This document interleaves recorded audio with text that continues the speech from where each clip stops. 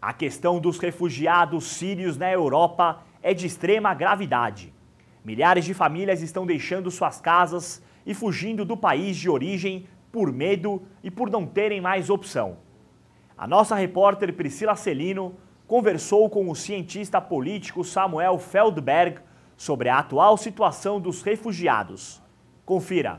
Olá! Hoje eu vou entrevistar o cientista político e também comentarista de política internacional aqui no nosso programa, Samuel Feldberg. Tudo bom, Samuel? Tudo bem, obrigado. Samuel, nós temos visto na televisão, na internet, nos jornais, a questão dos refugiados sírios. Mas o que de fato está acontecendo na Síria para tantas pessoas estarem saindo de lá? O que ocorre na Síria é uma intensificação de um conflito que já vem acontecendo há muito tempo e uma crise humanitária como há muitos anos não se via no sistema internacional. Nós temos hoje uma enorme parcela da população síria de refugiados internos ou deslocados internos, não se enquadram na categoria normalmente aceita de refugiados porque eles estão dentro do país, mas eles perderam seus lares, perderam a sua forma de sustento, estão deslocados internamente na Síria. Além disso, nós temos em torno de 4 milhões de cidadãos sírios que estão fora do país, a maior parte deles espalhada pelos países fronteiriços da região, que não têm ou a vontade ou a capacidade de recebê-los. Então, se nós olharmos, por exemplo, para a Turquia tem um enorme problema com a população curda, com a sua própria população curda, e obviamente vê na população curda síria um agravamento desse problema quando eles tentam cruzar a fronteira. Nós temos no Líbano, praticamente 20% da população hoje é representada por refugiados sírios.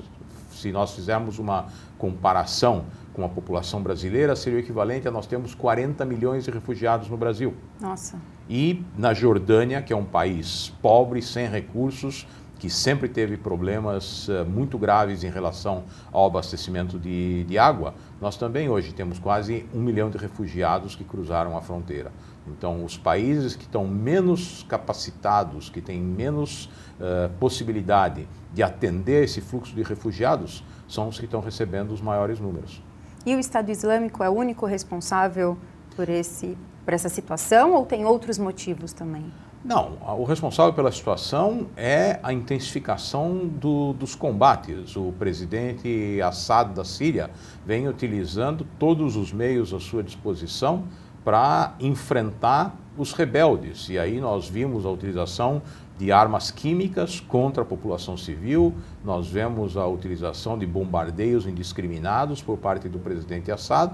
Obviamente todos têm visto as imagens na televisão do que o Estado Islâmico se propõe a fazer.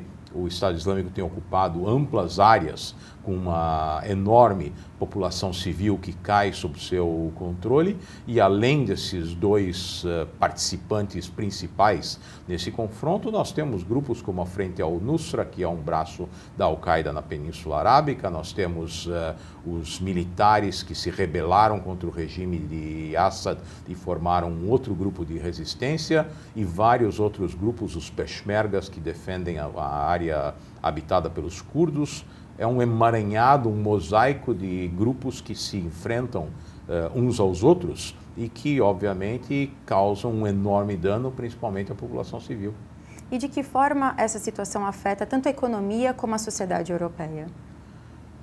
A economia e a sociedade europeia estão começando a ver os sintomas desse êxodo de refugiados, porque uma vez que eles conseguem atravessar a fronteira da Turquia ou do Líbano, eles de certa forma têm acesso a pelo menos uma transição até a Europa. Então, como acontece sempre nesses casos, os mais abastados saíram na frente. Então, a classe alta e a classe média já emigraram primeiro em direção aos países fronteiriços e depois em direção a outros destinos. Então, aqueles sírios que nós vemos chegando aqui, que eventualmente chegaram em alguns países europeus ou alguns países árabes mais estabilizados, são aqueles que tinham recursos. Depois vem a classe média mais baixa, que sofre mais para conseguir chegar até os países limítrofes. E hoje o que nós já estamos vendo é um êxodo em pânico de todos aqueles que podem sair. Isso vai afetar a capacidade europeia de recebê-los do ponto de vista econômico, dos recursos que isso demanda e, obviamente, do ponto de vista social, tendo em vista que alguns países na Europa têm enormes restrições a uma maior entrada de população muçulmana. Veja-se, por exemplo, o que está acontecendo na França. E o Estado Islâmico afirmou que pelo menos 4.000 membros do grupo estão infiltrados entre os refugiados e conseguiram entrar na Europa. Que consequências que isso pode ter? Realmente, pelo menos 4.000 membros do Estado Islâmico estão na Europa ou não?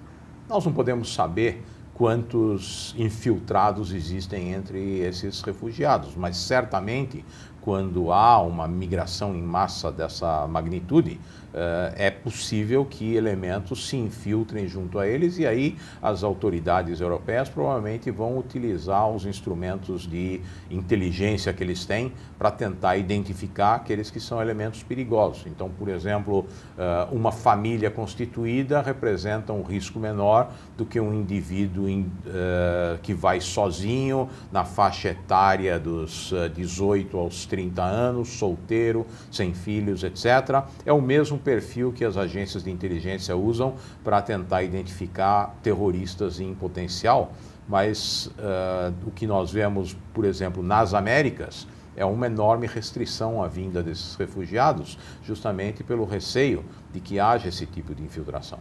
Como que fica Israel em meio a esse cenário? Por sorte, ninguém tem falado sobre Israel.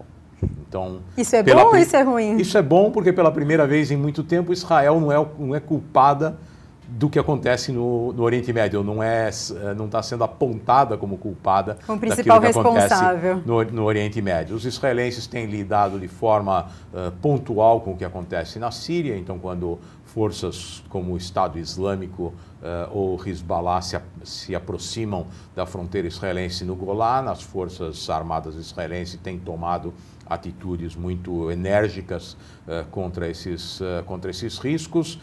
Tem havido algum tipo de interação com as forças drusas do lado sírio da fronteira. Tem havido algum tipo de interação para permitir o tratamento médico de alguns dos rebeldes sírios identificados como moderados que são atingidos pelas forças de Assad ou do Estado Islâmico na área síria do Golã. Então tem havido alguma atuação israelense, mas basicamente os israelenses estão preocupados com a possibilidade de haver uma migração de refugiados, eventualmente de infiltrados entre esses refugiados, também principalmente através da fronteira jordaniana, que tem sido uma fronteira pacífica. E essa é uma situação que a curto prazo não vai ser resolvida, mas a longo prazo tem alguma solução? De que forma que as grandes potências podem se unir e tentar acabar com essa situação? Obviamente ninguém tem bola de cristal. O que nós temos são cenários que são muito ruins. Não há, no momento, perspectivas de união das grandes potências para tentar resolver o problema, muito pelo contrário. Recentemente a Rússia enviou novos armamentos sofisticados e inclusive tropas de combate para a Síria para apoiar o regime de Bashar al-Assad. Então não há uma possibilidade no curto prazo de uma derrota de Assad. O que está havendo é uma concentração das forças alauítas nas áreas habitadas pela minoria alauíta. O Hezbollah vem protegendo a fronteira com o Líbano e o Estado Islâmico consolida as áreas sunitas sob sua ocupação. Então, o que nós vemos, ou pelo menos podemos imaginar como um cenário mais provável para o futuro próximo, é uma cantonização do território, com cada um dos clãs ou cada uma das minorias controlando o seu próprio território e um atrito entre eles que pode se prolongar por muito tempo. Muito obrigada pela entrevista, Samuel. Obrigada. É sempre um prazer. E você, continue com o Shalom Brasil.